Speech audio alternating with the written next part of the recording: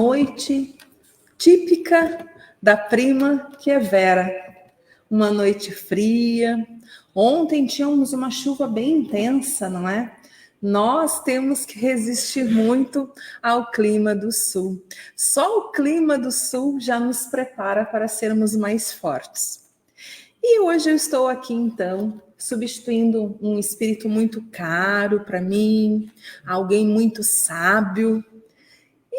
O trechinho do Evangelho que nós vamos ler, que nós vamos refletir um pouquinho, é muito interessante. Então, eu vou falar do capítulo 10 um pouquinho, itens 19 e 20, perdão. Para que a gente lembre e treine o nosso Evangelho e leia um trechinho dele. Os passos, do Evangelho, eles estão aqui nesse folhetinho. Para quem ainda não pratica, para quem tem dúvidas, E pode pegar esse folhetinho aqui na Casa do Caminho. E aqui é muito simples, são apenas 6 passos. Nós vamos, então, treinar. Esse Evangelho que a gente faz aqui na casa é justamente com essa finalidade. Porque o treino leva à perfeição. Então, a gente sempre começa serenando a nossa mente, tentando aquietar os nossos pensamentos, o nosso coração, pensando nas nossas intenções, nas nossas necessidades, para que sim, os espíritos que farão com o Evangelho conosco possam sintonizar nos nossos pensamentos, nos nossos desejos. Eu vou dar alguns segundinhos, então, até mesmo para quem nos assiste, fazer essa mentalização. Mentalizar as suas dificuldades, algum familiar que precise dessa oração, a si mesmo, um problema que lhe inquieta muito.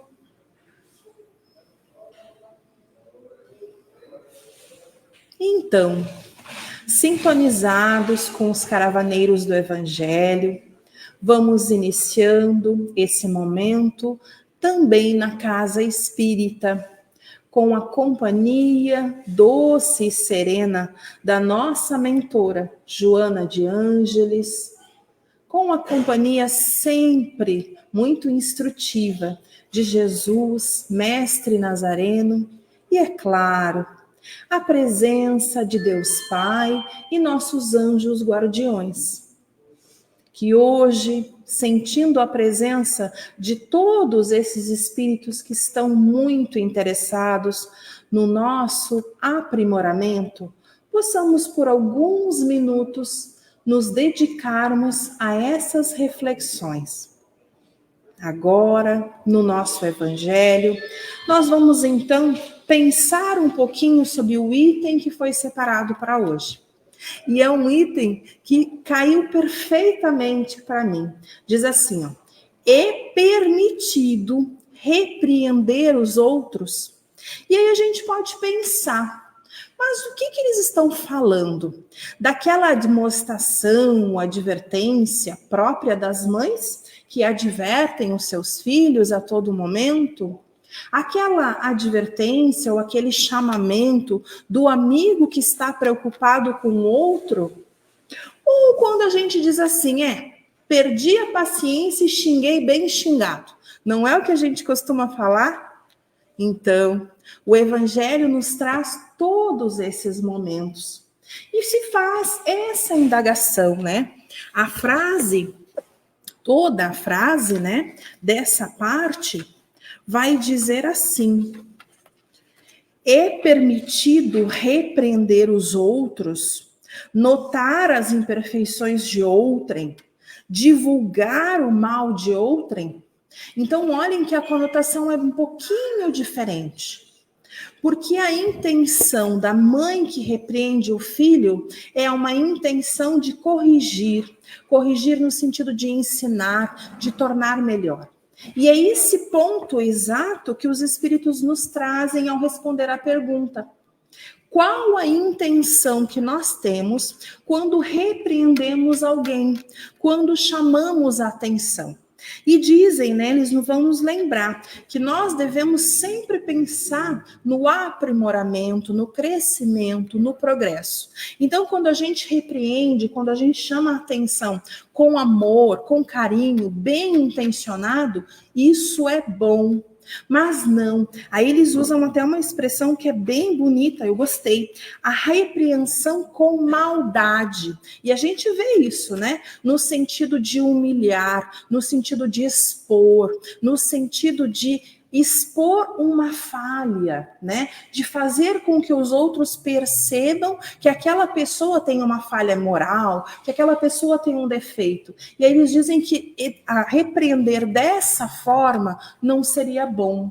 E aí não seria justificado, porque não haveria o interesse no crescimento, no progresso. E a atitude amorosa, né? A atitude daquele que quer auxiliar. Depois, no item seguinte, eu vou ler aqui qual é a pergunta. Será repreensível notarem-se as imperfeições dos outros, quando daí nenhum proveito possa resultar para eles, uma vez que não sejam divulgadas?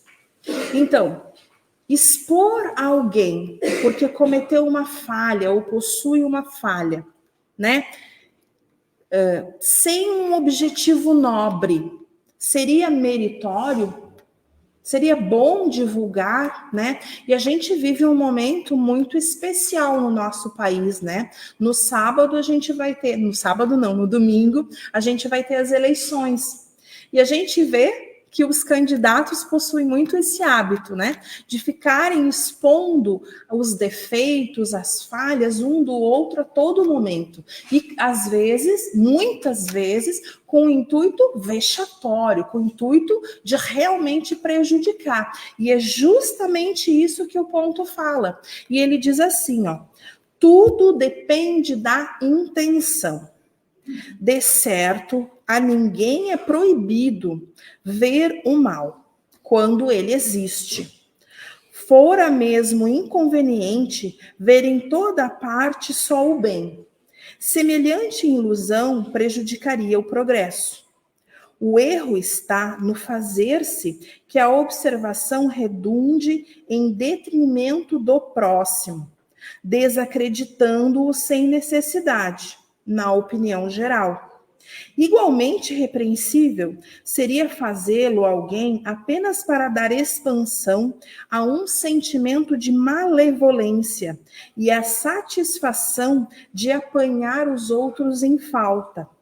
Dá-se inteiramente o contrário quando, estendendo sobre o mal um véu, para que o público não o veja, aquele que o note os defeitos do próximo, o faça no seu proveito pessoal, isto é, para se exercitar em evitar o que reprova nos outros.